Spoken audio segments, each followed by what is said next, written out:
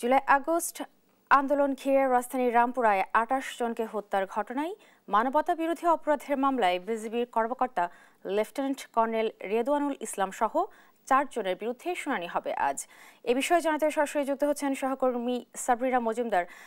সাবরিনা, আমরা জানি যে জুলাই আগস্টের মানবতা বিরোধী অপরাধের মামলার রায় হবে আজ, তো শুনানি কখন নাগাদ শুরু হতে পারে আপনি জানাবেন আমাদের। রিপা, গেল বছরের জুলাই আগস্টের সময় আসলে যে স্পটগুলোতে আসলে বিভিন্ন হত্যাকাণ্ড সংঘটিত হয়েছে সেখানের মধ্যে কিন্তু ঢাকার মধ্যে কিন্তু রামপুরা একটি ছিল,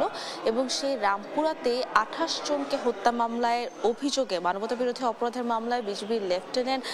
কর্নেল রেদওয়ানুল ইসলাম ও সাবেক মেজর মোহাম্মদ রাফাত বিন আলম সহ ৪ জনের বিরুদ্ধে অভিযোগ গঠনের আসলে শুনানির দিন নির্ধারণ করার কথা রয়েছে। আজকে একটু পরেই কিন্তু আন্তর্জাতিক অপরাধ ট্রাইব্যুনাল ১ আসলে যখন বসবে তখন আসলে আমরা জানতে পারবো।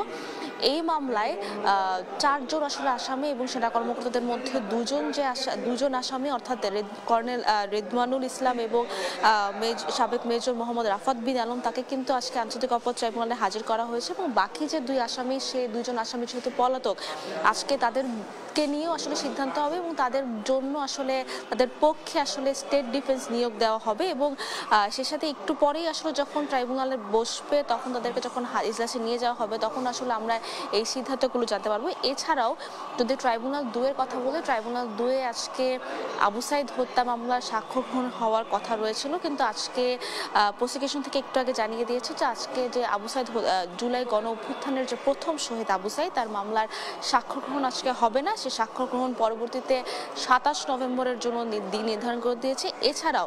আজকে ট্রাইব্যুনাল ১-এ চাংখারপুলে শহীদ আনাস সহ ৬ জনকে হত্যা মামলার সাক্ষ্য গ্রহণে আজকে তদন্তকারী কর্মকর্তা যে সাক্ষ্য দিয়েছিলেন, সেই সাক্ষ্যের আজকে আসামি পক্ষের আইনজীবী যারা আছেন তারা আসলে তাকে জেরা করবেন, এবং পরবর্তীতে কিন্তু এই মামলা আসলে সাক্ষ্য গ্রহণ যদি শেষ হয়ে যায় সেই মামলা আসলে যুক্তিতর্কের দিকে যাবে, অর্থাৎ যুক্তিতর্কে আসামি পক্ষের আইনজীবীরাও যুক্তিতর্ক উপস্থাপন করবেন, এবং সেই সাথে যে আইনজীবীরা যারা আছেন রাষ্ট্রপক্ষ তারাও আসলে যুক্তিতর্ক উপস্থাপন করবেন, এবং পরবর্তীতে কিন্তু এই মামলাটিও আসলে রায়ের দিনের দিকে আসলে যাবে, এবং পরবর্তীতে একটি রায়ের দিন ধার্য করবেন আন্তর্জাতিক অপরাধ ট্রাইব্যুনাল ১, এবং সেই সাথে চাংখারপুল ১-এর মামলারও আসলে রায় কি হয় সেটা আমরা জানতে পারবো। তো এখন পর্যন্ত আন্তর্জাতিক অপরাধ ট্রাইব্যুনালের বিচার কাজ যেহেতু ট্রাইব্যুনাল ১-২ শুরু হয়নি, তো এই ছিল সর্বশেষ খবর আন্তর্জাতিক অপরাধ ট্রাইব্যুনাল থেকে। রিপা, ধন্যবাদ সাবরিনা আপনাকে। দর্শক, ট্রাইব্যুনাল থেকে আমাদের সাথে সরাসরি যুক্ত ছিলেন সহকর্মী সাবরিনা মজুমদার।